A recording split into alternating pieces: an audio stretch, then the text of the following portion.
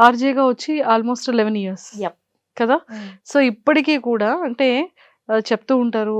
సెలబ్రిటీస్‌తో మాట్లాడుతూ ఉంటారు. 'మిర్చి' అనగానే నంబర్ ఆఫ్ బిగ్ సెలబ్రిటీస్ వస్తుంటారు. వెంకటేష్ గారొచ్చారు అండ్ సాయి పల్లవి గారు కూడా వచ్చారు. విజయ్ దేవరకొండ విజయ్ అందరి దేవరకొండ ఇంటర్వ్యూస్ తీసుకుంటాం. యాహ్! యాహ్! అందరి ఇంటర్వ్యూస్ ప్లానెట్‌గా చక్కగా మంచిగా చేసే ఉంటారు. యెస్. సో, ఒక్కొక్క సెలబ్రిటీతో మీకున్న అనుబంధం గాని, ఎక్స్‌పీరియన్స్ గాని, మెమరబుల్ మొమెంట్స్‌ని షేర్ చేసుకోండి. వెంకటేష్ గారు నేను 'మిర్చిలో' జాయిన్ అయినాక 'గురు' మూవీకొచ్చారనమాట. సో, తెలుసు కదా! కొత్త మనకి ఫీల్డ్ అనేది తెలీదు. అసలు ఏది తెలీదు. జస్ట్ ఏదో అమ్మాయి వచ్చాను. అంటే చెయ్యాలన్న ఇది లోపలుంది గానీ, మన దాంట్లో మనం కొత్తోళ్ళు పోతే ఏం మంచిగున్నావా? అంతా బానేనా? అంటాం. హాయిగానే హాయ్ అని చెప్పి షేక్ హ్యాండ్ ఇచ్చి, హగ్ ఇచ్చి, కొంచెం అది మనకేం తెలీదు. సో, నేను అట్లనే ఉన్నా. సో, వెంకటేష్ గారు 'గురు' మూవీకొస్తున్నారు అనంగానే ఇంకా ఫస్ట్ టైమ్ నేను సెలబ్రిటీని దగ్గర నుంచి చూస్తున్నా. లోపల ఏదో తెలియని ఎక్సైట్‌మెంట్ అన్నట్టు.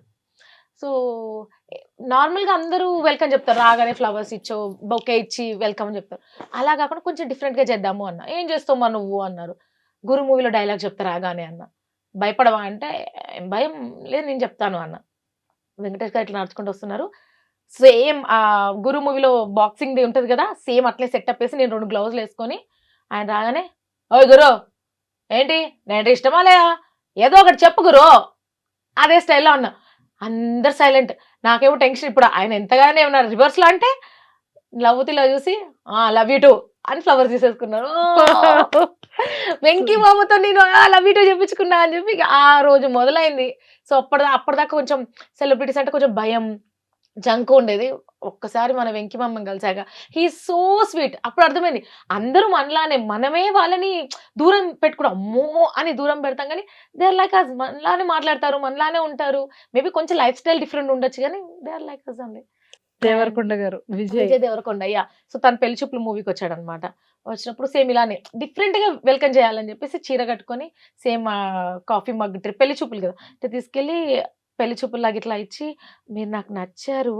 మీరు ఓకే అంటే ఇంటర్వ్యూ చేద్దాము." ఇలా ఇలా సేమ్ పెళ్లి చూపుల థీమ్‌లో అనమాట. సో, నెక్స్ట్ వెన్నెల కిషోర్ గారు ఒక హారర్ మూవీకొస్తే సేమ్ ఆ దయ్యం గెటప్ ఏసుకొని వెల్కమ్ చేయడం. ఏ సెలబ్రిటీ వస్తే ఆ సెలబ్రిటీ లాగా మంచిగా అనిపించేది. అండ్ ఒకసారి కేటీఆర్ గారొచ్చారు. అప్పుడు ర్యాప్ సాంగ్‌తో వెల్కమ్ చేశా అనమాట. అది చాలా వైరల్ అయింది. అసలు యాక్చువల్లీ యాహ్! చెప్దాం అనుకున్నాను రాగానే.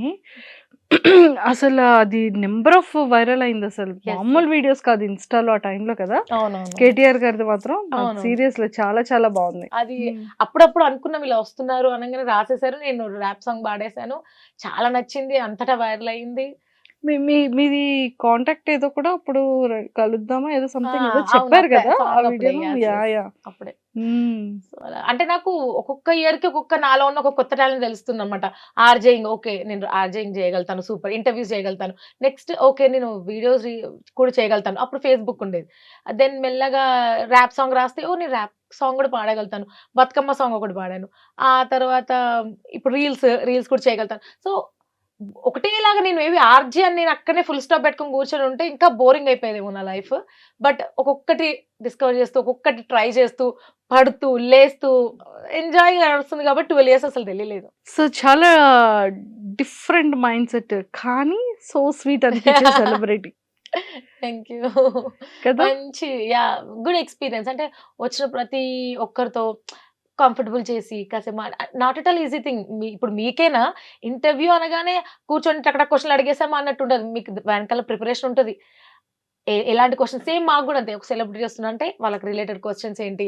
ఎలా అడిగితే బావుంటది? డిఫరెంట్‌గా ఏం చేయగలుగుతాము? ఇవన్నీ బ్యాక్‌గ్రౌండ్ అందరూ అంటారు. ఆర్‌జేవి గదా! ఏముంటదబ్బా జస్ట్ ఇంటర్వ్యూ వస్తారు, అడిగేస్తారు.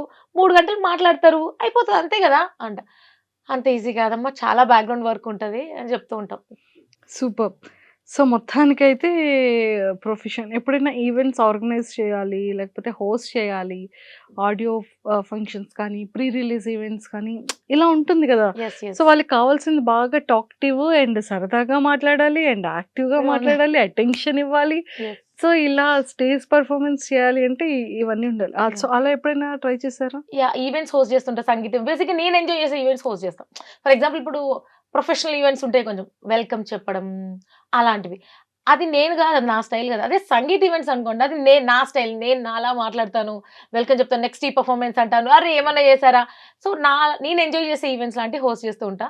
అది చూసి ఒకసారి మన 'జబర్దస్త్‌లో' అడిగారు. సో, మొన్న కొన్ని రోజులు కొన్ని స్కిట్స్ చేశాను. 'కెవ్ కార్తిక్' టీమ్‌లో. హ్మ్. హ్మ్. కొన్ని రోజులు చేశాను. బట్ ఆహ్, 'జబర్దస్త్‌లో' ఏంటంటే పొద్దునెళ్తే రాత్రి వరకు ప్యాక్ మొత్తం.